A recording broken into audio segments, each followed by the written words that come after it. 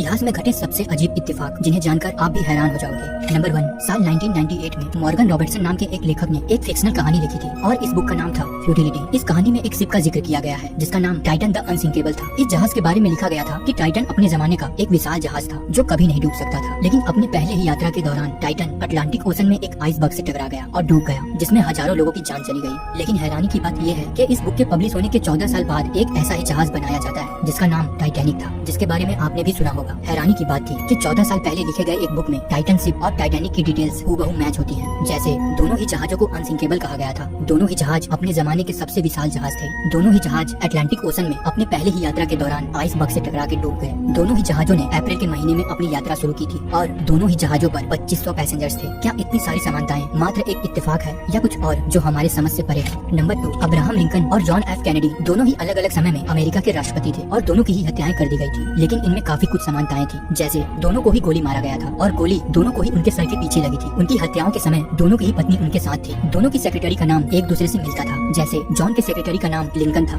और लिंकन के सेक्रेटरी का नाम जॉन था। दोनों की मौत शुक्रवार को हुई थी और दोनों के ही दोस्त का नाम बिली ग्राहम था। नंबर 3, सिम्पसंस, जो कि एक अमेरिकन कार्टून टीवी शो था। इन्होंने साल 2000 में अपने एक एपिसोड में डोनाल्ड ट्रंप को प्रेसिडेंट बनते दिखाया था। उस टाइम ये सिर्फ लोगों के लिए एक मजाक था, लेकिन बाद में उनकी ये प्रेडिक्शन सच हो गई। इसमें सबसे बड़ी हैरानी की बात यह है कि जिस तरह सिम्पसंस ने अपने एपिसोड में डोनाल्ड ट्रंप को प्रचार करते और प्रेसिडेंट बनते दिखाया था, ठीक वैसे ही असल जिंदगी में भी ट्रंप ने प्रचार और प्रेसिडेंट बनने की घोषणा की थी। नंबर 4, साल 1893 में यूएस के टेक्सास में रहने वाले हेनरी जिगलैंड नाम के एक व्यक्ति ने अपनी गर्लफ्रेंड के साथ चीट किया और उसे धोखा दिया, जिससे दुखी होकर उसकी गर्लफ्रेंड ने सुसाइड कर लिया। जब ये बात उस लड़की के घर वालों को पता चली तो उसके भाई ने गुस्से में आकर गन उठाया और हेनरी के घर पहुंच गया, जहां हेनरी अपने गार्डन में खड़ा था। हेनरी को देखते ही उस लड़की के भाई ने हेनरी पर गोली चला दी और हेनरी जमीन पर गिर गया। उस लड़की के भाई को लगा कि हेनरी मर गया और उसने खुद को भी गोली मार ली और उसकी भी डेथ हो गई, लेकिन हेनरी पर चलाई गई गोली हेनरी के चेहरे को छूते हुए पीछे एक पेड़ में जा लगी और हेनरी को मामूली चोट ही आई। 20 साल बाद 1913 में हेनरी अपने घर का रेनोवेशन करा रहे थे और उन्हें कुछ लकड़ियों की जरूरत पड़ रही थी। हेनरी ने सोचा कि गार्डन में लगे पेड़ को कटवा दिया जाए, लेकिन वो पेड़ काफी बड़ा और मोटा था जिसे काटना काफी मुश्किल था। इसीलिए हेनरी ने उस पेड़ में डायनामाइट लगाकर उसे उड़ाने का डिसीजन लिया और जैसे ही उस पेड़ में ब्लास्ट हुआ, उसमें धसी गोली तेज रफ्तार से बाहर निकली और सीधा हेनरी के सर में जा लगी और हेनरी की मौके पर ही मौत हो गई। नंबर 5, इस इमेज को ध्यान से देखिए। आपको भी ये दोनों व्यक्ति एक ही लग रहे होंगे, लेकिन ऐसा नहीं है। इस तस्वीर में दिख रहे पहले व्यक्ति इन्जो फेरारी हैं, जिन्होंने फेरारी कंपनी की स्थापना की थी, और दूसरे व्यक्ति जर्मनी के एक फुटबॉलर मेसूत ओजिल हैं। इसमें सबसे बड़ी चौंकाने वाली बात यह है कि इन्जो फेरारी की मृत्यु 1988 में हुई थी और ठीक एक महीने बाद मेसूत ओजिल का जन्म हुआ था, जो कि हूबहू इन्जो फेरारी की शक्ल लेकर जन्म लिए थे। ये घटना कुछ पुनर्जन्म से भी मिलती है।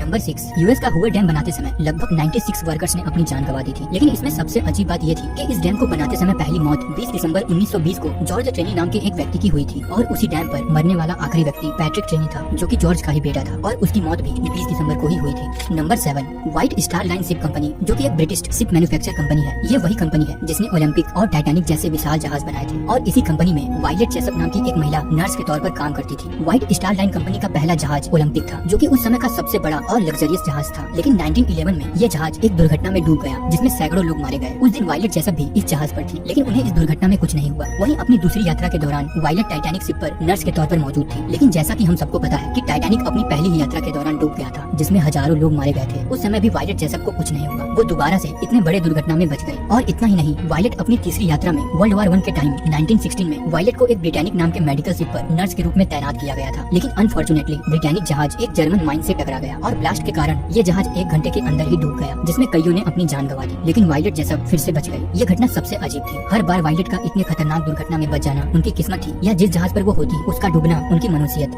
दोस्तों, उम्मीद करते हैं आपको हमारी ये वीडियो पसंद आई। अगर वीडियो अच्छी लगी तो वीडियो को लाइक जरूर करें और अगर आप हमारे इस चैनल द फाइल पर नए हैं तो चैनल को सब्सक्राइब करना ना भूलें। मिलते हैं नेक्स्ट वीडियो में। धन्यवाद।